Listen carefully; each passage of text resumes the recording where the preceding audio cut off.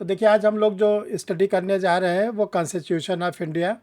जो constitution of India है ये आप लोग का जो बिहार का एपीओ होने वाला है उसके लिए बहुत ही यूज़फुल है। इसके बाद आप लोग कहीं का भी एग्ज़ाम देते हैं, चाहे वो जुडिशरी का देते हैं चाहे एपीओ का देते हैं, या आप लोग का कोई हायर जुडिशल का एग्ज़ाम होता है, ये आज का जो टॉपिक आप लोग को स्टार्ट किया जा रही है सारे एग्जामिनेशंस के लिए बहुत इंपॉर्टेंट होते हैं। देखिए जो कॉन्स्टिट्यूशन हम लोग का होता है एक ऐसा पेपर है जो आप लोग को लॉ में तो पूछा जाता है, इसके साथ साथ जहाँ पर जनरल स्टडीज़ है वहाँ पर भी ये कॉन्स्टिट्यूशन के क्वेश्चन जनरल स्टडीज़ में पूछे जाते हैं। जैसा आप लोग का बिहार एपीओ है तो बिहार एपीओ में एक पेपर तो अलग से आप लोग का किसका है, जनरल स्टडीज़ का है। तो वहाँ पर आपको history, geography, economics, science, polity वगैरह पूछी जाएगी। तो वहाँ पर भी आपसे कॉन्स्टिट्यूशन से रिलेटेड क्वेश्चन पूछे जाएंगे। तो ये जो टॉपिक होता है कॉन्स्टिट्यूशन ऑफ इंडिया ये बहुत ही यूज़फुल टॉपिक होता है। और इसमें कैसे हम लोग अपनी इसकी पढ़ाई करें कि हम लोग का जो प्रीलिम्स है वो अधिक से अधिक नंबर हम लोग को मिल जाए लॉ के पेपर में या हम लोग को जनरल स्टडीज़ में। और ये जो कॉन्स्टिट्यूशन है ये ध्यान रखिएगा इंटरव्यू में भी आपसे इसी से रिलेटेड क्वेश्चन पूछे जाते हैं। तो ये बहुत ही, मुन्ना लाल म्यूट कर लीजिए। तो जितने भी एग्ज़ाम होते हैं उसमें तो यूज़फुल है ये, और जितने स्टेप होते हैं चाहे वो प्रीलिम्स का स्टेप हो, चाहे मेंस का स्टेप हो, चाहे इंटरव्यू का स्टेप हो, हर जगह ये बहुत ही यूज़फुल होता है। तो आज हम आप लोग को बेसिक जानकारी बताते हैं और आप लोग को साथ में ये बताते हैं कैसे एग्ज़ामिनेशंस में क्वेश्चंस आते हैं और कैसे आप क्वेश्चन को अटेम्प्ट करें। क्योंकि अब बिहार के आपको पता होगा कि 5 ऑप्शन आएंगे। जो आपका मल्टीपल चॉइस क्वेश्चन है, जो पहले 4 ऑप्शन थे वो 5 होंगे। इसी प्रकार जो राजस्थान का एपीओ आप लोग का निकला है वहाँ पर भी 5 ऑप्शन है। अब धीरे धीरे हर स्टेट का जो लोक सेवा आयोग है वो आप लोग को हर एमसीक्यू में 5 विकल्प देने की तैयारी कर रहा है। तो अब आप कोई क्वेश्चन छोड़ नहीं सकते। पहले क्या समस्या थी कि अगर कोई क्वेश्चन नहीं आता आप छोड़ देते थे। अगर आपने किसी भी अल्टरनेटिव पे आंसर नहीं लगाया या आपने लास्ट में ई वाले पे आंसर नहीं लगाया तो इसका रिज़ल्ट होगा कि आपका कुछ नंबर 1/3 या 1/4 काट लिया जाएगा। यानी एग्ज़ामिनर ने आपको मजबूर कर दिया है कि आप आंसर दे के ही उठेंगे, बिना आंसर दिए आप नहीं उठ सकते। ठीक है ना। तो अब आपको क्या करना है, अटेम्प्ट करना है। अटेम्प्ट के साथ साथ ये भी सावधानी रखनी है कि हमारा गलत ना होने पाए। वैसे तो बिहार एपीओ में इस बार अभी निगेटिव मार्किंग की कोई चर्चा नहीं की गई है एडवर्टीज़मेंट में। ठीक है, आगे देखिए क्या डिसीजन लेता है। तो आपको क्या करना है कि आंसर दे के उठना है। तो अब इतनी सावधानी बरतने कि सही आंसर भी देना है और छोड़ना भी नहीं है। पहले क्या होता था, हम भी आप लोगों को बोलते थे कि जो नहीं आ रहा है मत करिए, छोड़ दीजिए। लेकिन अब आप छोड़ नहीं सकते, छोड़ने पर आपको नेगेटिव नंबर का सामना करना पड़ेगा। तो चलिए हम लोग आज एक एक करके देखते हैं। देखो जो कॉन्स्टिट्यूशन है इसमें 2 प्रकार के आपको क्वेश्चन पढ़ने हैं। एक तो लॉ के पॉइंट ऑफ व्यू से और एक जो है जनरल स्टडीज़ के पॉइंट ऑफ व्यू से। देखिए लॉ के पॉइंट ऑफ व्यू से जिसको हम लोग पढ़ते हैं उसको हम लोग बोलते हैं कॉन्स्टिट्यूशन ऑफ इंडिया, भारत का संविधान। जो हम लोग जनरल स्टडीज़ के पॉइंट ऑफ व्यू से पढ़ते हैं उसको हम लोग बोलते हैं इंडियन पॉलिटी, इंडियन पॉलिटी। तो दोनों में देखो बेसिक डिफरेंस कोई बहुत ज़्यादा नहीं है। दोनों में जो डिफरेंस है वो बहुत हल्का सा डिफरेंस है। हल्का सा डिफरेंस क्या है, हल्का सा डिफरेंस ये है कि जो कॉन्स्टिट्यूशन ऑफ इंडिया है, कॉन्स्टिट्यूशन ऑफ इंडिया में आपसे जो क्वेश्चन पूछे जाएंगे वो आर्टिकल नंबर 1 से लेके 395 के बीच का कोई भी बात। इसके बाद जो शेड्यूल्स हैं, टोटल 12 शेड्यूल है, 12 अनुसूचियाँ है। तो ये आपसे ये होल सिलेबस आपसे पूछा जाएगा। एग्जामिनर क्या पूछेंगे ये किसी को नहीं मालूम। ठीक। लेकिन जो जनरल स्टडीज़ होता है इसमें आप लोग से अलग से पूछा जाता है pre history, pre history of constitution.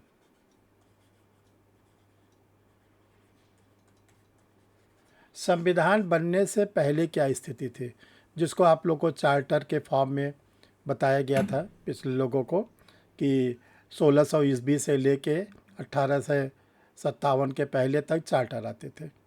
फिर इसके बाद इंडियन काउंसिल एक्ट आता था, फिर इसके बाद गवर्नमेंट ऑफ इंडिया एक्ट आता था, फिर जाके हम लोग का कॉन्स्टिट्यूशन बना। तो ये सब चीज़ें से 2-4 क्वेश्चन आपसे ज़रूर पूछे जाते हैं, ये ध्यान रखिएगा। जैसे आपसे पूछा जाएगा कि क्या नाम है, ब्रिटिश इंडिया में पहली बार सुप्रीम कोर्ट कब बना। ब्रिटिश इंडिया में पहली बार सुप्रीम कोर्ट कब बना, तो कब बना था अभिषेक ब्रिटिश इंडिया में सुप्रीम कोर्ट? नहीं मालूम। तो जैसे ये आपको मालूम होना चाहिए कि रेगुलेटिंग एक्ट आया था, रेगुलेटिंग एक्ट के बाद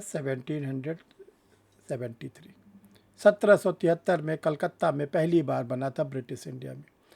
स्वतंत्र भारत में सुप्रीम कोर्ट कब बना, तब आपका आंसर होगा 1950 में। और कहीं आपने देखा न समझा, बस ब्रिटिश इंडिया पूछा तो आपने फट से टिक 1950 में लगा दिया। 1950 में जब हमारा सुप्रीम कोर्ट बना तो क्या ब्रिटिश पीरियड चल रहा था? नहीं चल रहा था। हम लोग स्वतंत्र हो गए थे 47 में ही, और 1950 में तो हमारा कॉन्स्टिट्यूशन भी लागू हो गया था, हम लोग रिपब्लिक भी हो गए थे। आपका आंसर गलत हो जाएगा। तो ये जो पॉलिटी वाला पोर्शन होता है, थोड़ा इसमें आपको प्रिकॉशन लेना है कि कैसे कैसे इसको तैयार करना है। देखिए, जो कॉन्स्टिट्यूशन का पेपर है, इसमें जो एग्ज़ामिनर पूछते हैं वो 3 तरह के क्वेश्चन को पूछते हैं। मल्टीपल चॉइस जो क्वेश्चन आप लोग का आएगा, उसमें 3 तरह क्वेश्चन पूछेंगे। एक तो सिंपल क्वेश्चन होते हैं, जिसको हम लोग कहते हैं साधारण प्रश्न। सिंपल क्वेश्चन होते हैं जिसको हम लोग बोलते हैं साधारण प्रश्न। ये लगभग जो भी स्टूडेंट तैयारी किए रहते हैं वो कर ले जाते हैं, उनको कोई दिक्कत नहीं होती। अगर उन्होंने पॉलिटी वगैरह कॉन्स्टिट्यूशन वगैरह पढ़ा है तो इसको कर ले जाते हैं। दूसरा होता है डिफ़िकल्ट क्वेश्चन। डिफ़िकल्ट जो क्वेश्चन होता है, जिसको हम लोग बोलते हैं कठिन प्रश्न। कठिन प्रश्न, ये जो कठिन प्रश्न होता है, ये वही कर पाता है जिसने कि बहुत डीप में कॉन्स्टिट्यूशन को पढ़ा है, और पढ़ा ही नहीं, उसको समझा है। तीसरा होता है एप्लीकेशन के फॉर्म में, जिसको आप लोग कथन कारण का प्रश्न देते हो, आता है एग्ज़ाम में, कथन कारण। ये केवल आपका प्रेजेंस ऑफ माइंड, इसको आप अप्लाई करेंगे एग्जामिनेशन हॉल में, और प्रेजेंस ऑफ माइंड को अप्लाई करके ही इसके आंसर को दे पाएंगे। ठीक है, तो ये ध्यान रखिएगा, सिंपल क्वेश्चन लगभग 80 से 85% स्टूडेंट कर ले जाता है। ये आपको सिलेक्शन नहीं दिलाएगा अगर आप इसके भरोसे बैठे हैं। जो डिफ़िकल्ट क्वेश्चन होता है, ये ध्यान रखिएगा, इसको भी 20 से 30% स्टूडेंट कर ले जाता है। और जो एप्लीकेशन फॉर्म का होता है, इसको भी 15 से 20% स्टूडेंट सही कर ले जाता है। तो अगर आपने सिंपल वाला भी किया, डिफ़िकल्ट वाला भी किया, एप्लीकेशन वाला किया, तब आपका जो है 100% में से 95% आप पॉलिटी कॉन्स्टिट्यूशन को निकाल ले जाएंगे, और तभी आपका ध्यान रखिएगा प्रीलिम्स आप क्रैक कर पाएंगे। ये ध्यान रखिएगा। और सबसे पहली बात ये ध्यान रखिएगा, केवल बेयर रेट के सहारे नहीं बैठना है। बेयर रेट तो हमारा बेस है, हम आप लोग को बार बार बोलते हैं, लेकिन ये सोचिए कि हम बेयर एक्ट ही केवल पढ़ेंगे तो बहुत बड़ा धोखा। क्यों? जो हम लोग का कॉन्स्टिट्यूशन है, इसमें केस लॉज आते हैं, ये जो आपको बेयर कोई मदद नहीं करेगा। जो क्वेश्चन डिफ़िकल्ट क्वेश्चन आते हैं, ये बेयर आपकी मदद नहीं करेगा। जो एप्लीकेशन आता है, ये भी बेयर आपकी मदद नहीं करेगा। ये ध्यान रखिएगा। अभी आगे आप लोग हमने क्वेश्चन भी बनाए, आपको दिखाते हैं। तो बार बार आप लोग को हम बताते हैं कि कोई भी पेपर आप लॉ का पढ़ रहे हो तो बेयर तो आपके पास होना चाहिए, इसको हम इनकार नहीं करते, ना हम इसको मना करते, लेकिन यही आपका बेस नहीं है, केवल यही नहीं होना चाहिए, प्लस आपके पास नोट्स या क्लास होनी चाहिए। अगर आपके पास बेयर के साथ नोट्स या क्लास नहीं है तो बेयर के सहारे आप बैठे रहेंगे, या कोई टेक्स्ट बुक ही लेके आप परचेस करके बैठे रहें, कुछ होने वाला नहीं है। ना आपका बीएनएस में कुछ होगा, ना बीएनडब्ल्यूएस में होगा, ना बीएसए में होगा, ना कॉन्स्टिट्यूशन में होगा, ना सीपीसी, कहीं नहीं होगा। तो ये आपको ये 3 कॉम्बिनेशन लेके चलना है, ये 3 कॉम्बिनेशन आपको लेकर चलना है, तभी आप क्या करोगे, क्वालिफाई कर पाओगे। जैसे दैनिक जीवन में हम लोग क्यों बैलेंस डाइट खाते हैं? अगर हम केवल सुबह शाम केवल चावल खाएं तो ठीक रहेंगे, स्वस्थ रहेंगे। सुबह भी चावल, शाम भी चावल, और कुछ नहीं खा रहे हैं, बोलिए, स्वस्थ रहेंगे? क्यों? जो कंपोनेंट हमारा प्रोटीन का है, विटामिन का है, मिनरल्स का है, वो तो ज़ीरो जा रहा है शरीर में। और शरीर में तो हमको सब चाहिए ना। शरीर में हमको जितने भी क्या नाम है, बैलेंस डाइट के कंपोनेंट होते हैं, हमको ऊर्जा के लिए, एनर्जी के लिए कार्बोहाइड्रेट चाहिए, हमको आर्गन्स को रिपेयर करने के लिए प्रोटीन चाहिए, हमको जो हमारे आर्गन्स है जहाँ जहाँ पे जैसे जैसे एज बढ़ती है, हड्डियाँ वगैरह दर्द करती है, तो हमको फैट भी चाहिए, हमको मिनरल्स वाटर भी चाहिए, विटामिन्स चाहिए। तब हम लोग क्या होते, इतना खाने के बाद भी कभी न कभी सब पड़ जाते हैं। तो अगर आप केवल एक चीज़ खा के चलोगे, या आप दिन भर केवल रोटी रोटी खा रहे हो, दाल नहीं खा रहे हो, सब्जी नहीं खा रहे हो, हरी सब्जी नहीं खा रहे हो, तब भी दिक्कत है। तो यही तरह हम लोग का लॉ है। केवल अगर आप एक बेयर एक्ट लेके चलेंगे तो दिक्कत हो जाएगी, बहुत बड़ी दिक्कत होगी, ध्यान रखिएगा। हम इसलिए इसको फोकस करते हैं। देखते हैं कि जो लोग कहीं सिलेक्शन पा जाते हैं, सबसे पहले बोलते हैं मैंने तो किसी टीचर को नहीं ज्वाइन किया, सबसे पहले बोलते हैं। वो पृथ्वी पे उत्पन्न हुए थे तो पूरा ज्ञान लेके उत्पन्न हुए थे, ठीक है ना, उनको किसी टीचर की ज़रूरत नहीं पड़ी थी, ठीक है। दूसरा वो बोलते हैं मैं तो केवल बेयर एक्ट पढ़ा। अरे आप क्यों बच्चों को गुमराह करते हो, नए नए जनरेशन को, है? कौन ऐसा व्यक्ति बिना टीचर की मदद के बन सकता है? कोई संभव है? हम लोग भी आज अगर कहीं पहुँचे हैं तो टीचर की वजह से पहुँचे हैं ना। ऐसा थोड़ी नहीं, हमारा जब उत्पन्न हुआ था तो हम कानून के जानकार होकर उत्पन्न हुए थे। अनेकों टीचरों का कंट्रीब्यूशन है, आशीर्वाद है उनका। तो ये ध्यान रखिएगा, बेयर पढ़िए लेकिन नोट्स और क्लास के साथ पढ़िएगा। ये बात अब आप लोग को समझ में आ गई होगी ये। तो अब देखिए कैसे क्वेश्चन को एक एक हम सॉल्व करेंगे। चलिए, simple question, simple question. Mute करिए भाई, किसका ऑन है, म्यूट करिए, आवाज़ नहीं करो, डिस्टर्ब नहीं करो। सिंपल क्वेश्चन जैसे आता है एग्जामिनेशन में, लगभग हर स्टूडेंट का। मुन्ना लाल म्यूट करो। प्रेसिडेंट का टेन्योर कितना होता है? जैसे एग्जामिनेशन में अगर क्वेश्चन पूछा गया है कि जो राष्ट्रपति होते हैं उनका कार्यकाल कितना होता है, प्रेसिडेंट का टेन्योर, ये कार्यकाल मतलब टेन्योर कितना होता है? 4 वर्ष, 3 वर्ष, 5 वर्ष, 6 वर्ष, इनमें से कोई नहीं। ये 5 अल्टरनेटिव के साथ आएंगे। 5 ईयर। 5 वर्ष सर।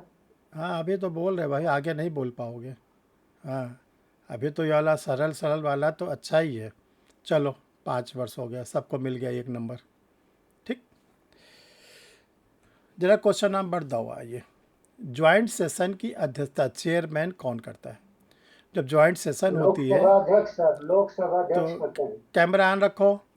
जब ज्वाइंट सेशन होता है तो उसकी चेयरमैनशिप कौन करता है?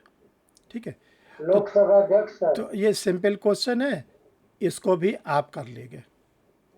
अब इसी से अगर पूछ लिया गया कि ज्वाइंट सेशन किस आर्टिकल में होता है, संविधान के किस अनुच्छेद में ज्वाइंट सेशन होता है?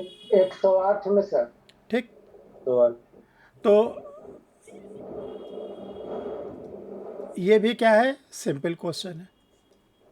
अब तक ज्वाइंट सेशन कितनी बार हुआ?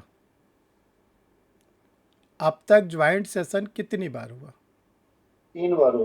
3 बार। नए लोग बोलो। तो अब क्या हुआ कि थोड़ा सा सेमी डिफ़िकल्ट कर दिया गया। सेमी डिफ़िकल्ट, बहुत डिफ़िकल्ट नहीं किया गया है, ये मत सोचिएगा बहुत डिफ़िकल्ट पूछा जा रहा है।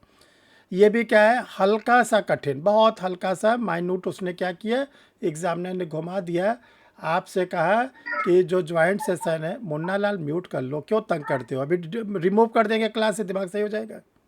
अकल नहीं है थोड़ी सी? तो अगर आपसे पूछा गया है कि संयुक्त ज्वाइंट सेशन अब तक कितनी बार हुआ, तो आपने 3 बता दिए। एग्जामिनर ने और डिफ़िकल्ट बनाया, कब कब हुआ ये ज्वाइंट सेशन जो है, ये कब कब हुआ। अब ये थोड़ा सा किधर की ओर बढ़ रहा है, देखो सिंपल उसने पूछा ज्वाइंट सेशन की अध्यक्षता कौन करता है, आपने लिख दिया स्पीकर, लोकसभा का अध्यक्ष। थोड़ा सा और एग्जामिनर आगे बढ़ा, उसने क्या किया कि ज्वाइंट सेशन की आपसे आर्टिकल पूछ लिया, चलो आपने तब भी कर लिया। ज्वाइंट सेशन कितनी बार हुआ, उसने 3 बार हो गया। फिर उसने कहा निम्नलिखित में से कब कब ज्वाइंट सेशन नहीं हुआ या हुआ है। अब एग्जामिनर ने थोड़ा सा डिफ़िकल्ट किया। अब उसने क्या किया, आपके लिए सन देना शुरू कर दिया, वर्ष देना शुरू कर दिया। ए में दे दिया उसने 1961, बी में उसने दे दिया 1978, सी में उसने दे दिया 2002, डी में उसने दे दिया 2001, ई में उसने दे दिया इनमें से कोई नहीं, इनमें से कोई नहीं। अब एग्जामिनर ने क्या किया, देखो नए लोग आंसर बताया करो, पुराने जिसको पढ़ाया गया वो ना बोला करें। तो अब क्वेश्चन ये उठता है कि एग्जामिनर ने क्वेश्चन को थोड़ा डिफिकल्ट कर दिया। आपसे पूछा ये 5 जो ऑप्शन दिए गए हैं, आप बताइए किस वर्ष ज्वाइंट सेशन नहीं हुआ। नए लोग बताइए।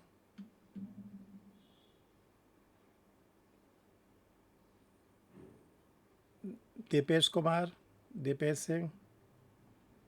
2002 में 2002 में। 2001 में हुआ था। सर लास्ट वो पोटा वाला था। तो ईयर क्या था उसका? पोटा वाले की ईयर क्या था? वही ले तो 2001 2002 दिया एग्जामिनर ने। देखो 1961 में हुआ था, कन्फर्म है, डाउरी प्रोविज़न बिल पर। 1978 में हुआ था, यस हुआ था। क्या हो गया था? बैंकिंग सर्विस रिक्रूटमेंट बोर्ड्स बना था। पोटा वाला कब हुआ था? 2001 में कि 2 में? 2 में सर। तो अब ये ध्यान रखिएगा 2002 में भी हुआ था। ये जो 2001 है इसी में नहीं हुआ था ये। अब इसने एग्जामिनर ने 2001 2002 केवल आपको कंफ्यूजन करने के लिए उत्पन्न किया है। अब इसको अगर आप निकाल ले गए ऐसे क्वेश्चंस को, ध्यान रखिएगा, अब आप आगे निकल गए। अब आप क्या ले गए और स्टूडेंट से आगे। ये जहाँ तक संयुक्त बैठक कौन है, लोकसभा, सबको मालूम है। जो थोड़ा तैयारी एक किस आर्टिकल में होता है 108, ये भी सबको लगभग। अब कितनी बार हुआ ये थोड़ा सा हल्का सा डिफ़िकल्ट किया। तो अगर आपको 3 की नॉलेज है आप, और जब ये वाला क्वेश्चन आया तब अगर आपने डीप स्टडी किया है तभी आप टिक लगा पाओगे, नहीं तो फंसे यहाँ पे, बुरी तरह फंसे। ये बिल्कुल एमसीक्यू उसी तरह होता है, आप लोग को बताना चाहते हैं कि जैसे क्रिकेट का मैच होता है तो जो बॉलर होता है एक ओवर में कितनी बॉल फेंकता है? 6। क्या 6 बॉल सिमिलर फेंकता है, एक ही नेचर का? एक बॉल फेंका, बैट्समैन बीट हो गया, बैट्समैन क्या हो गया, कंफ्यूज हो गया, तब वो उसी बॉल को फिर से रिपीट करता है।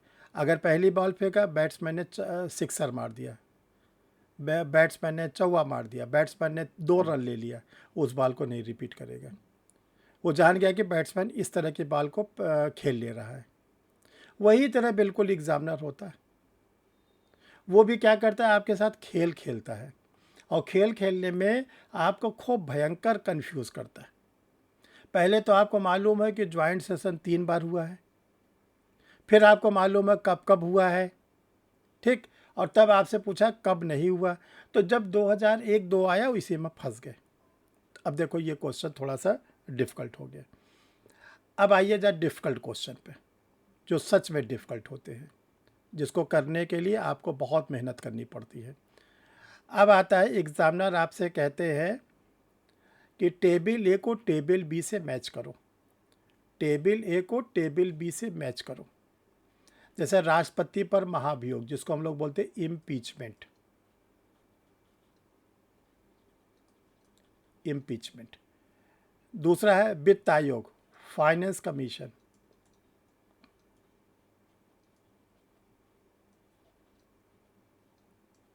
Finance commission.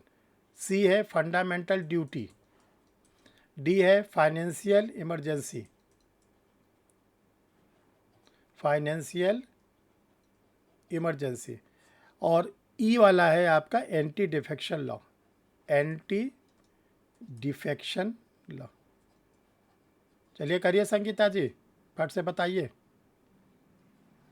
नए लोग करके बताइए। में 4 हो जाएगा, बी में 3 और सी में 5, डी में 1।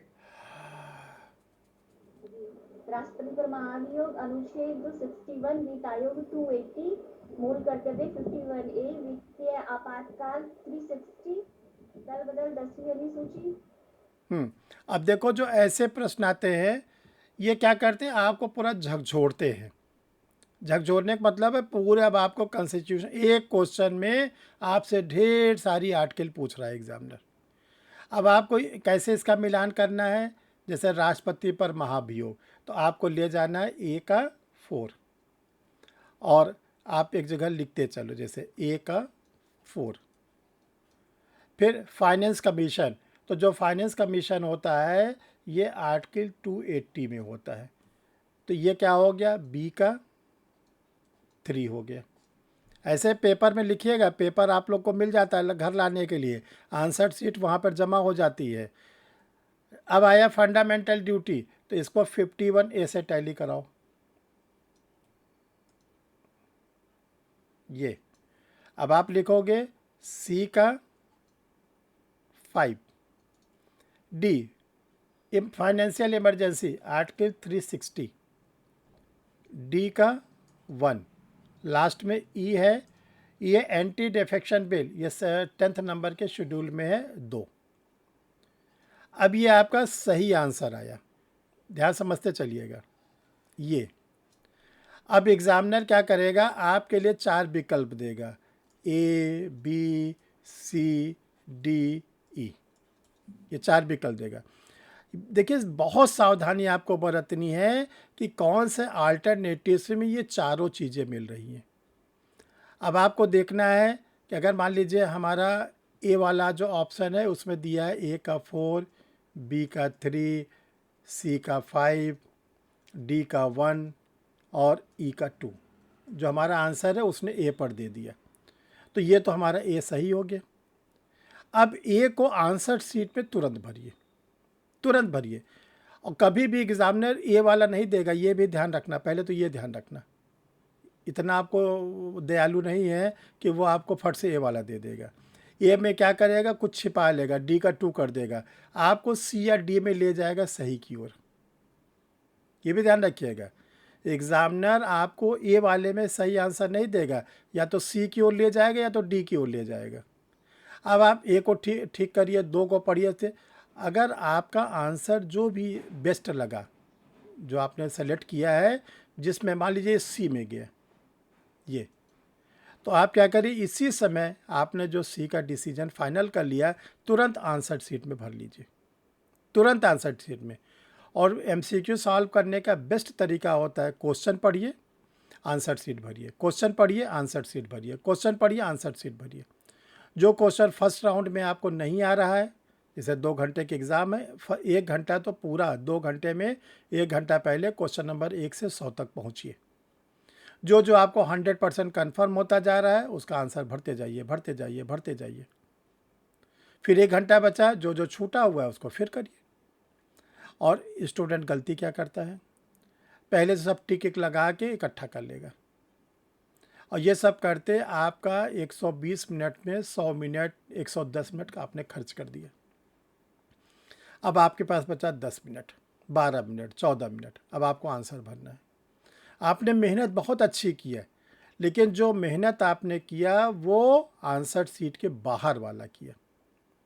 अब आप आंसर सीट 10 मिनट 12 मिनट भर रहे हैं, अगर एक भी आंसर सीट में क्वेश्चन का आंसर गलत भर दिया, बात समझ रहे, इसका परिणाम ये निकलेगा कि हो सकता है कि लास्ट में आप 2, 4, 5 क्वेश्चन के आंसर ही ना भर पाए। हड़बड़ी है ना। तो इसका बेस्ट तरीका होता है कि आप फर्स्ट पे जो आपने टाइम किल किया, इसका जो भी आपका फाइनल हुआ तुरंत आंसर भरिए, दूसरा भरिए, तीसरा भरिए। हो सकता है फर्स्ट राउंड मतलब 1 घंटे के एग्ज़ाम में आपके 100 में से 50 क्वेश्चन सही हुए, तो 50 की तो गारंटी हो गई ना कि 50 हमारे सही हो गए। अब सेकंड राउंड करिए, सेकंड राउंड भी आप खेलिएगा तो बड़े आराम से वहाँ पर भी आपके 15 क्वेश्चन, 20 क्वेश्चन, 25 क्वेश्चन निकल जाएंगे। और अगर मल्टीपल टाइप क्वेश्चन में 65 से 70% आप सही कर लेते हैं तो आप सिक्योर्ड हो गए। इस चीज़ का बहुत ध्यान रखिएगा आप लोग एग्ज़ाम हॉल में। चलिए आगे चलते हैं। अब आता है भारत में अब तक कितने बार नेशनल इमरजेंसी लगी, ये क्वेश्चन आया। तो अब हमको जैसे मालूम होना चाहिए कि भारत में जब इमरजेंसी लगी है वो 3 बार लगी है, ठीक है। 3 बार लगी है। चलो हमारा आंसर बी निकल गया। निम्न इसी क्वेश्चन को एग्जामिनर दूसरे रूप में बना सकता है। निम्नलिखित में से किस वर्ष राष्ट्रीय आपात नहीं लगे? बताइए शिव जरा, ये वाला एक आंसर बताइए। निम्नलिखित में से किस वर्ष राष्ट्रीय आपात नहीं लगा? मालूम है? 1977 में। 1977 में। चलिए जरा नए लोग एक एक रेडी होइए। हाँ राज बताइए, क्या नाम है आपका?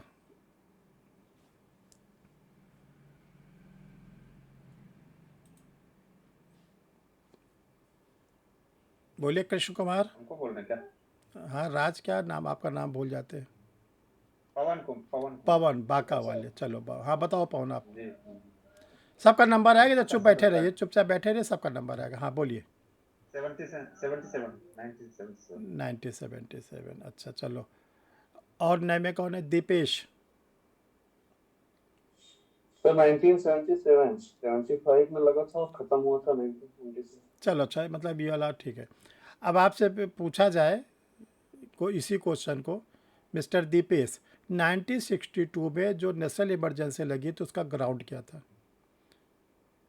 किस आधार पर राष्ट्रीय इमरजेंसी लगाई गई थी, राष्ट्रीय आपातकाल? सर वार की वजह से। वाह्य आक्रमण। जी। चलो फिर नेक्स्ट, कुणाल, 1971 में क्या ग्राउंड था? कुणाल।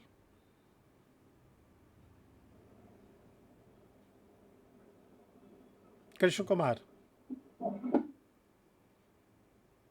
कृष्ण कुमार, 1971 में जो नेशनल इमरजेंसी लगी तो उसका क्या क्या ग्राउंड था?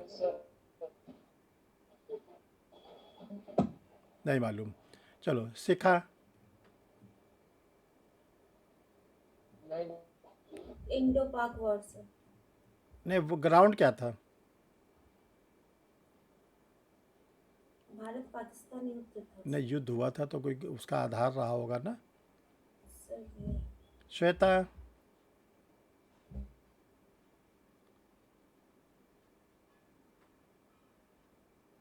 नहीं मालूम। चलिए संगीता, आपको मालूम है? नहीं। अभिषेक। सर वॉर के कारण ही हुआ था 1971 इंडिया पाकिस्तान वॉर और बांग्लादेश युद्ध। बना था और युद्ध।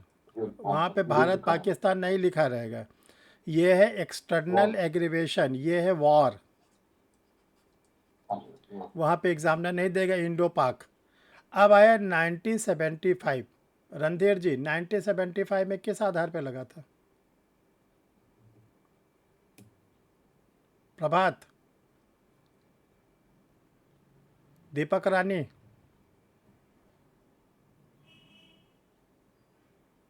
मोनू उपाध्याय। दीपमाला। सब भागे हुए कि सर देख न ले, कहीं छिप जाए। अरे कोई घर में बनना। शांति की कारण लगाते हैं। Internal security. जो आज बता दे रहे हैं, जब पेपर मिलेगा हमें याद आएंगे, ध्यान रखना। आंतरिक अशांति।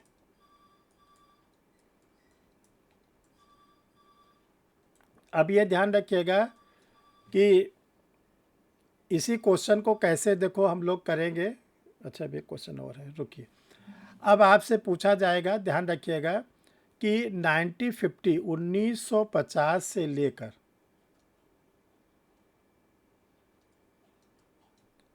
1970 के बिफोर तक जो नेशनल इमरजेंसी लगती थी उसके 3 आधार थे। पहला था युद्ध, दूसरा था वाह्य आक्रमण, तीसरा था आंतरिक अशांति। पहला था युद्ध, वार, दूसरा था वाह्य आक्रमण और तीसरा था आंतरिक अशांति, जिसको हम लोग बोलते थे इंटरनल सिक्योरिटी बीच होना। लेकिन 1978 में कॉन्स्टिट्यूशनल अमेंडमेंट हुआ, 44th 44वां संविधान संशोधन हुआ। किसके प्राइम मिनिस्टरशिप में? मोरारजी देसाई के। मोरारजी देसाई के प्रधानमंत्रित्व काल में 44वां संविधान संशोधन लाया गया और इसके द्वारा कहा गया कि अब इंटरनल सिक्योरिटी के आधार पर इन फ्यूचर में नहीं लगेगा इमरजेंसी। कौन सी? National emergency. यानी इस प्रोविज़न को 44वें संशोधन के द्वारा ख़त्म कर दिया गया और इसके जगह पर एक नया प्रोविज़न जोड़ा गया। ये कहा गया सैन्य विद्रोह। सैन्य विद्रोह, अगर कभी हमारे देश में सेना विद्रोह कर देती है, जैसे हमारा पड़ोसी राष्ट्र है पाकिस्तान, आप देखते हैं कि वहाँ पर आज़ादी हम लोग को साथ साथ मिली है, वहाँ पर अनेकों बार जो है सेना आई। और कैसी सेना आई? जनरल, थल सेना। तो कभी ऐसा ना हो कि हमारे यहाँ सेना बागी हो जाए, तब ये रिप्लेस करके बना दिया गया सैन्य विद्रोह। तो अगर आपसे पूछा जाएगा वर्तमान समय में निम्नलिखित में से कौन आधार राष्ट्रीय आपात के हैं या नहीं हैं वर्तमान समय में, तब आपका आंसर होगा युद्ध, वायाक्रमण, सशस्त्र विद्रोह। एग्जामिनर अगर क्वेश्चन देता है मूल संविधान में ओरिजिनल कॉन्स्टिट्यूशन में क्या क्या आधार थे, तब आप सैन्य विद्रोह नहीं लगाइएगा। मूल मतलब 1950 वाला लेकर 1978 तक वहाँ पे नहीं था। तो पेपर को बहुत सावधानी से पढ़ो। एग्जामिनर आपसे जो भी पूछ रहा है उसी का आंसर देना है। और वहाँ आपने थोड़ी सी भी हड़बड़ी किया, गए काम से। दे दिया गया मूल संविधान में निम्नलिखित में से क्या आधार नहीं थे या थे, तो आप मूल संविधान में आंतरिक अशांति थी, वर्तमान समय में आंतरिक अशांति नहीं है। ये क्वेश्चन एग्जामिनर घुमा के आपको सरल से लेके ले जा सकता है डिफ़िकल्ट की ओर। सरल से उसने पूछ लिया कि राष्ट्रीय आपात किस अनुच्छेद में लगता है, आपने 352 पर टिक लगा दिया, सोचे बहुत बड़ा तीर मार लिए, कुछ नहीं किया आपने। और उससे थोड़ा कठिन बनाया, राष्ट्रीय आपात कितनी बार लगा? 3 बार। ये भी बहुत ज़्यादा आपने बड़ा काम नहीं कर लिया, लगभग लोग सभी कर लेते हैं। जहाँ पे उसने आपको ये वाला पार्ट में फंसाया, अगर इसको आप निकाल ले गए तो काम बन गया। और इसी को निकालना है, बाकी तो उसको तो करना ही करना है। सिंपल को सिंपल नहीं करोगे तो प्लस प्लस कैसे होगा। अब आते हैं हम लोग एप्लीकेशन टाइप्स क्वेश्चन। जो एप्लीकेशन टाइप क्वेश्चन होता है, न तो ये किसी आर्टिकल पर होता है, न तो केस लॉ पर होता है, न तो बेयर का कोई सहारा है। ये केवल आपका प्रेजेंस ऑफ माइंड, केवल और केवल आपका, केवल जो आपने स्टडी किया है उसी पे आप इसको कर सकते हैं। एग्जामिनर ने आपको बनाया स्टेटमेंट, कथन।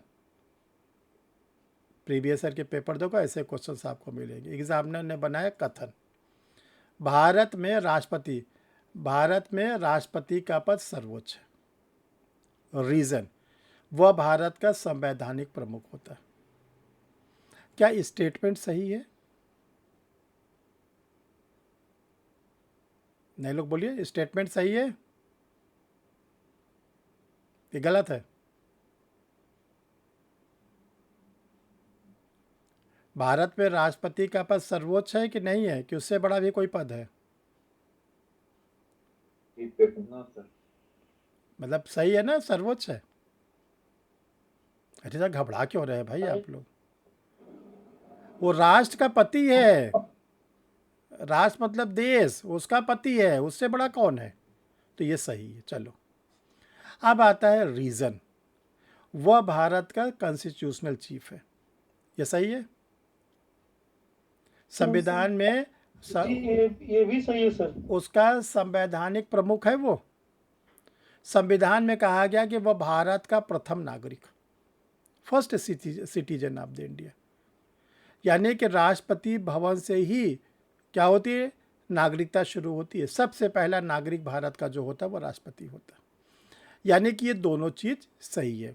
अब एग्जामिनर आपको 5 ऑप्शन देगा।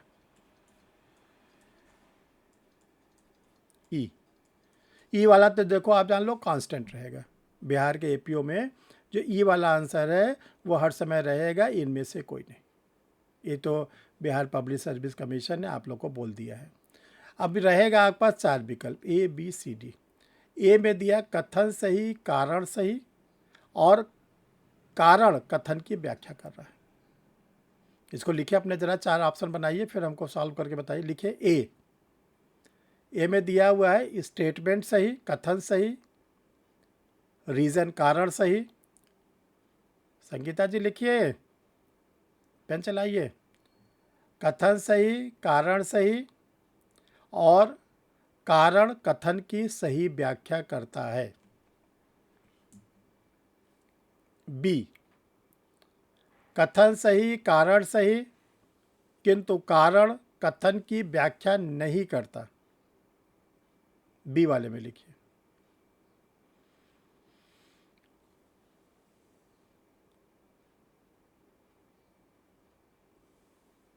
सी,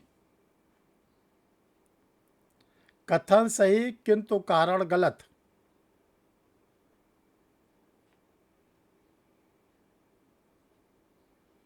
डी, कथन गलत, कारण सही।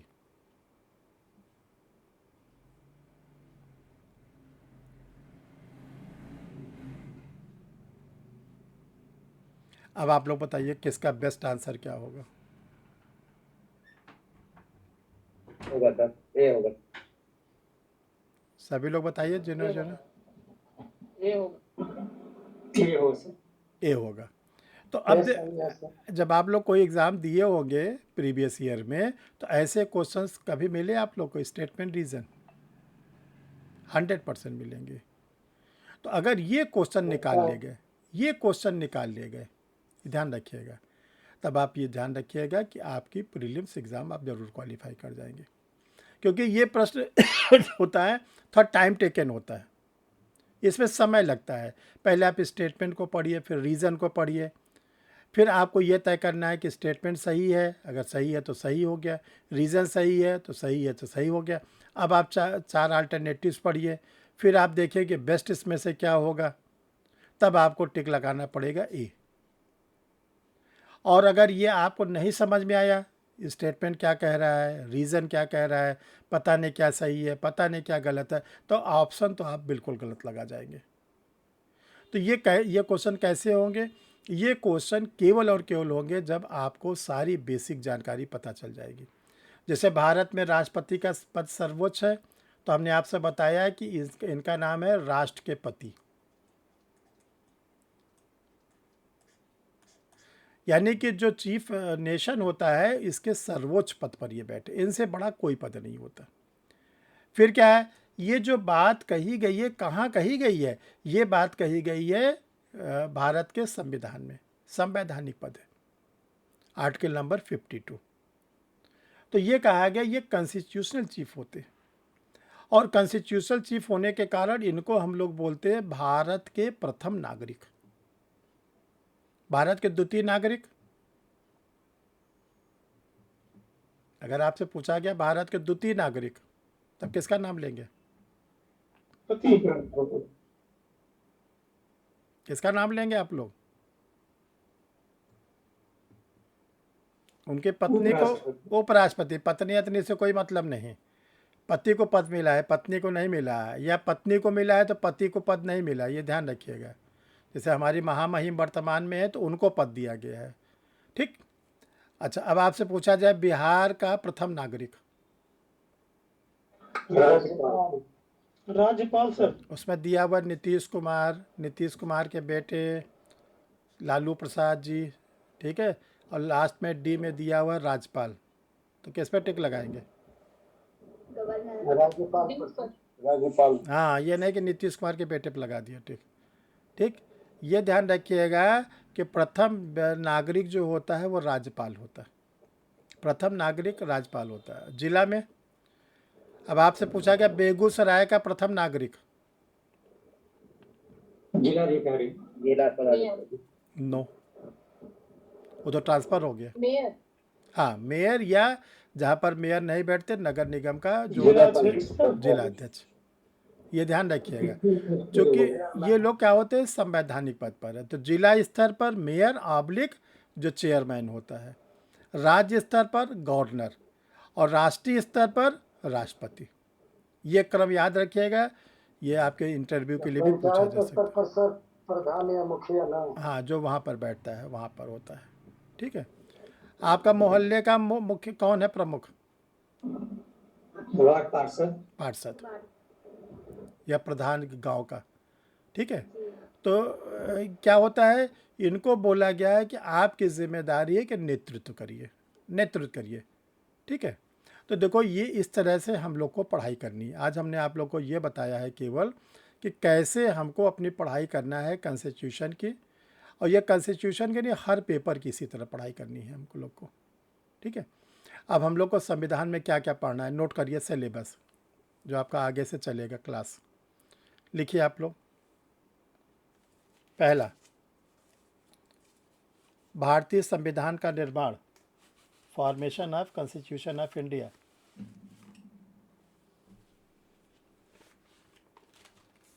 नंबर 2, संविधान की विशेषताएं।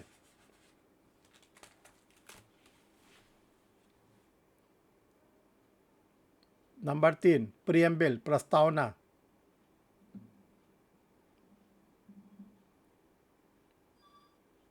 नंबर 4, मौलिक अधिकार या मूल अधिकार, फंडामेंटल राइट। नेक्स्ट, डीपीएसपी, राज्य की नीति के निर्देशक तत्व।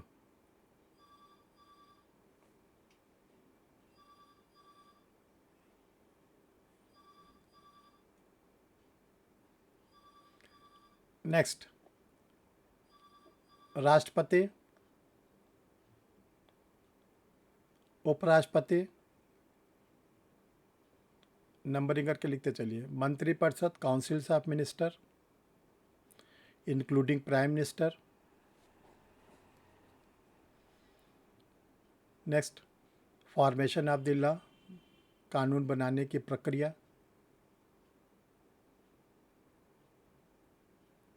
Next, supreme court, high court, lower court.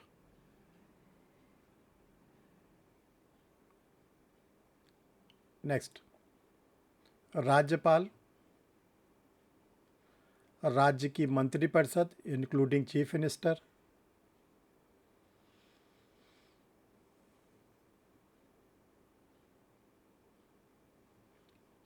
Next, emergency provision, आपातकालीन उपबंध। नेक्स्ट, संविधान में संशोधन की प्रक्रिया।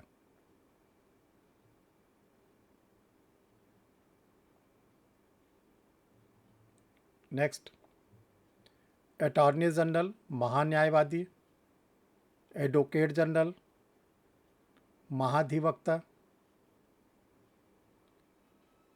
CAG, comptroller and auditor general, नियंत्रक एवं महालेखा परीक्षक।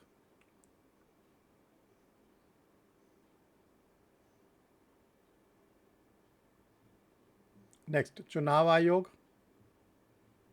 इलेक्शन कमीशन, वित्त आयोग, फाइनेंस कमीशन, लोक सेवा आयोग, पब्लिक सर्विस कमीशन,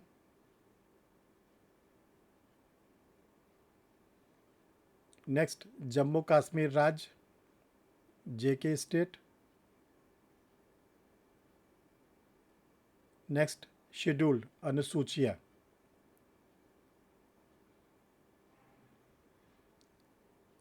देखिए इसमें से कोई चीज़ छोड़ना नहीं है, इतना तो पढ़ना ही पढ़ना है। इतना पढ़ने के बाद अगर समय बचता है आपको जो पढ़ना सो पढ़िए, लेकिन इतना जो अभी हमने टॉपिक लिखाया है आपको, मतलब ये तो हमको पढ़ना ही पढ़ना है। इसके बाद आपको जो एक्स्ट्रा पढ़ना है एक्स्ट्रा पढ़ सकते हैं, प्रीवियस ईयर का पेपर लगाइए, जो और भी करना है करते रहिए। और जहाँ जहाँ पर जो केस लॉज की ज़रूरत पड़ेगी वो बीच बीच में हम लोग भरते जाएंगे। जब केस लॉ, जैसे केशवानंद भारती के केस की ज़रूरत पड़ेगी तो वहाँ पे हम लोग पढ़ेंगे, मेनका गांधी के केस की ज़रूरत पड़ेगी वो पढ़ेंगे। और अभी ज़रा सा आप लोग सर्च कर लीजिएगा कि हमने एआईबी के लिए कुछ केसेस दिए थे कॉन्स्टिट्यूशन के 2-3 दिन पहले, वो यूट्यूब पर पड़ा होगा परीक्षा रिफ्रेशर के। वो मतलब कि ऐसा नहीं केवल एआईबी में आएगा, आप लोग के लिए नहीं आएगा, उसको सर्च करके निकाल लीजिएगा। इसके पहले हमने बीएनएस पे दिए हैं केसेस परसों एआईबी के स्टूडेंट्स के लिए, उसको निकाल लीजिएगा। कल गया है BSA का, वो निकाल लीजिएगा। तो कॉन्स्टिट्यूशन का, BNS का, BSA का, ये क्वेश्चन वहाँ से आप निकाल लीजिएगा। जो केसेस बताया गया है उसको आप लोग कॉपी में पढ़ के लिख लीजिएगा। कल अभी BSA का हमने 6-7 केसेस बताया है AIB के लिए। ये सब आप लोग के लिए बहुत इम्पोर्टेंट है, ठीक है। और किसी कोई दिक्कत नए लोग बोलिए, फिर शाम को आप लोग का राज्यपाल और मंत्री परिषद के अलावा क्या बोले, मेरा छूट गया। क्या बोला गया, governor including councils of minister including chief minister. Recorded video अभी भेज देंगे, एक घंटे में मिला लीजिएगा, अभी तो जाएगा वीडियो ना।